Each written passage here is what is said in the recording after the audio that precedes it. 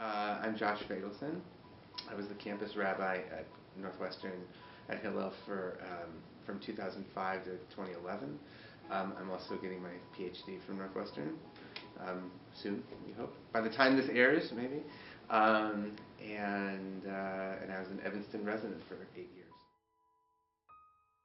I think that Hillel is a really unique entity, organization, just in general, in that it really tries to be so many things to so many people, which generally you say is a bad thing. You know, you should really try to focus on one thing. Hillel, I think, pretty successfully pulls off trying to be that sort of center for Jewish life, to be a radiating center, not just something that pulls in, but something that really radiates out. I think what's unique about Hillel is that it basically provides a frame, both a building, right, in this case, and financial resources and human resources staff who can enable and empower students to be able to come with their ideas and explore at this stage of their lives what they want to be doing.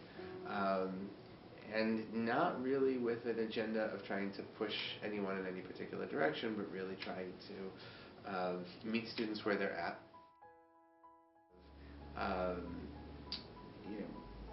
Shabbat dinners here and learning and discussion.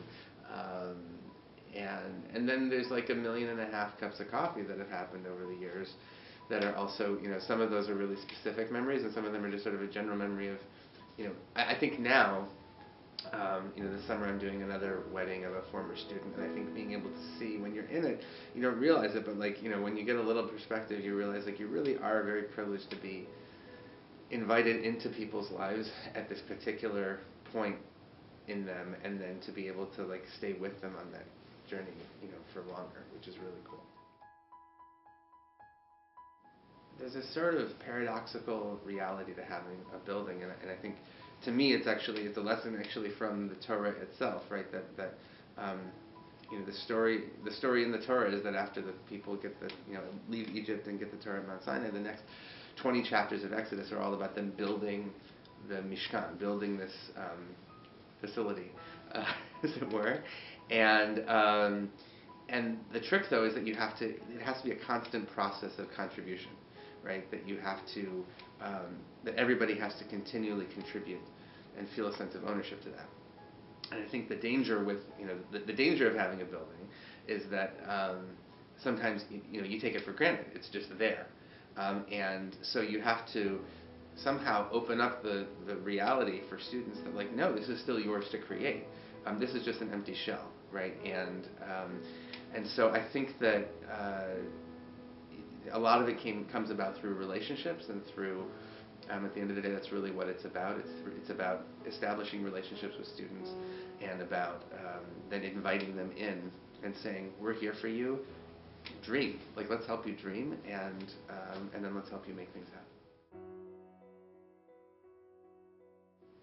It was when there was the genocide happening in Darfur.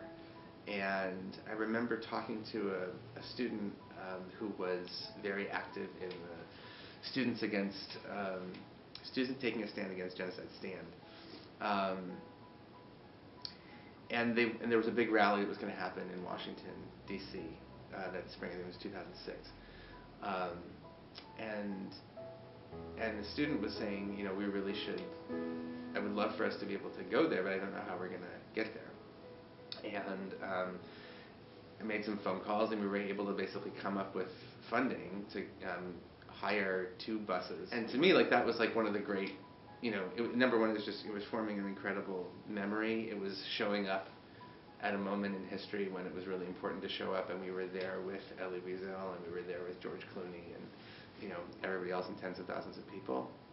And to me, it was a perfect encapsulation of what I was talking about before, where you have students who really wanted to do something. They were passionate about this. This was part of their Jewish identity, and to them it was a natural component of this was emerging straight from the experience of the Shoah, and we can't let this happen again. And I was able then to help them do that, and we were able to do it together. together, and so it was that to me was a great memory. The first year that I was here, and we did Pesach, we did Passover Seders, and we did Seders. We decided to really blow up the way that we had done Seders before. We didn't want to have like a communal, like one big communal Seder in Norris, which is how it had happened in the past. We wanted to give students a chance to lead their own Seders. And then the day came to like do the food. And I remember at 3 p.m. we realized that we'd had some sort of miscommunication with our cook about how much food to prepare, and there was basically enough chicken for everybody to have like a drumstick. The worst nightmare for me as a rabbi had nothing to do with whether services were okay or anything else. It always had to do with, is there going to be enough food?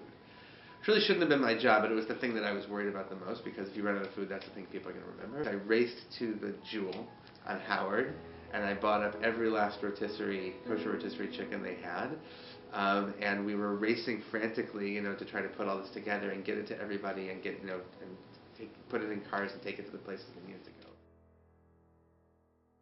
At commencement, when you come back for commencement, that we would have a reception for seniors, and we would. It was actually my favorite. This is one of my favorite things. Was the morning of, I would go over to Rosenblum's, the Jewish bookstore, and I would buy, 50, 75 books. A wide selection of books, and we would then students would come in with their families, and I or another staff person, we would find them the ones who we had relationships with, and we would find a book that we thought was that fit them, and we would write a nice thing inside of it. But it was a way of giving people, students, a graduation present from Hillel that was meant to be continuing the journey of learning and growth. But it's the same thing I would say with with a class, right? If when students would ask me, and when my own kids someday will ask me, like, how would you choose classes? I'll give them the advice my dad gave me, which is you find out who are the great professors and you go take their class, and it doesn't matter what they're teaching, right? It's not about the subject, it's about the people. And so it's the same thing. It's that you find the people, and then it's also about be open to new experiences. There's a saying in Pirkei Avot from our tradition that the embarrassed person can't learn.